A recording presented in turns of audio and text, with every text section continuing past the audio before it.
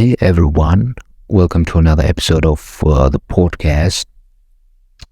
Today is going to be a session where I will be talking about mental health and the impact that social media has on it. This is a topic that's been on my mind for quite some time now, and I think it's something that's worth exploring further. So let's dive right in. Mental health is something that's been gaining more and more attention over the past few years, and in fact, 1 in 5 adults in the United States are estimated to experience a mental health condition in a given year. So it's about time we started talking about it and acknowledging its importance, especially after 2020, after this kind of shit with lockdown. It's getting more important to talk about it. So, and that's why the subject of social media's impact on mental health is so fascinating, because social media has become such a significant part of our lives that it's hard to imagine a world without it. I mean, I remember when I first got on MySpace. For dudes who doesn't know about it, it was old-fashioned social media, and that feels like a lifetime ago. But that was just like the tip of the iceberg. So now we have platforms, but also problems like Instagram, Facebook, Twitter, TikTok, and so many others, and they all play different roles in our lives. We use it to connect it with friends and family, to network professionally, to stay up to date with news and events, and just to have a bit of fun, especially with the TikTok, with their dances. So, but with all these benefits, there is also a downside to social media, and that's the impact that it can have on our mental health. It's pretty well documented that excessive social media use can lead feelings of depression, anxiety, loneliness, and even envy.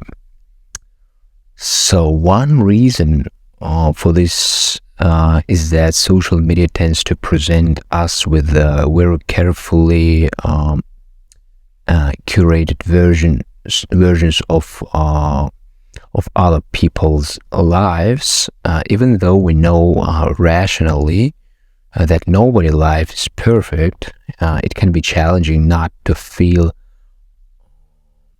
inferior when we're constantly bombarded with images of beautiful people in exotic locations, seemingly having the time of their lives with their luxury cars, expensive hotels, and stuff like that. And it's not just the images that can create feelings of inadequacy. The comments and interactions we have online can be just as toxic. Think about all the times you've seen a disagreement turn into an all-out flame war on Twitter or Facebook, on how the negativity stick with you hours or even days afterward. Like you are sucking this bad emotions, and that's why it's so dangerous. And one thing that always strikes me when I think about social media and mental health is that these platforms are designed to keep us hooked. Like they like us to be addictive, especially TikTok. They have so very good algorithms to make us more addictive to their application. So their built in such a way that encourages us to keep scrolling, to keep engaging, even though it's been proven time and time again that too much of it can be harmful. So the question then becomes what we can do to mitigate the negative effects of social media on our mental well-being. Well, there's no one-size-fits-all solution, but there are a few things you can try. And the first recommendation is setting boundaries. Limit the amount of time you spend on social media each day. Easier said than done, I know, but you can use various apps and tools to help you to stick to a schedule. For example, like use social media, Facebook, just 1 hour per day, not more.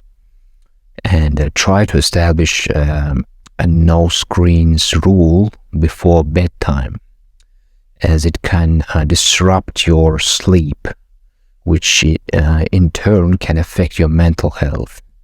Another tip is to be mindful of who you're following and how their contents is affecting you. Unfollow or mute accounts that make you feel bad about yourself or creating constant negativity in your feed.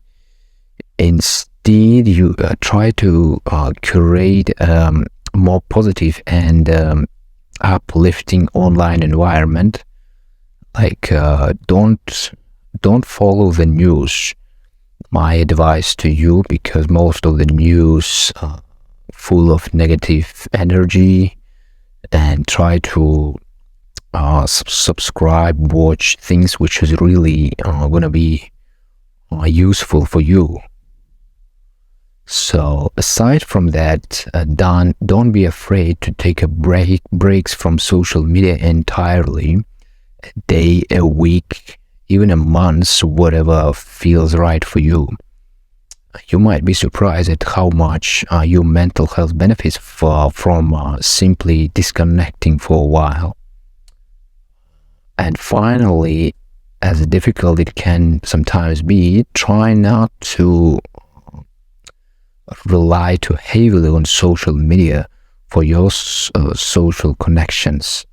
While these platforms are great for keeping in touch with people, there's no replacement for face-to-face interactions and real meaningful conversations, because we still are social monkeys, and we still need to touch each other, see each other, and so on. So in conclusion, while social media has undoubtedly become a huge part of our lives and offers many benefits, it is important to remember that it can also negatively impact to our mental health. Finding the right balance is essential in maintaining a healthy state of mind. So yeah, like let's make some summary. Don't follow negative news and this kind of stuff. Keep your save your mental health. Don't use social media so much. Make a schedule, like 1 hour, 2 hour, not more per day. Use for that special applications. So thank you for joining me on this topic on today's podcast. I hope it made you think about your own social media habits and how they might be affecting to your mental health. As always, feel free to reach out with your thoughts and experiences in comments below, and don't forget to subscribe for future episodes. Take care, everybody.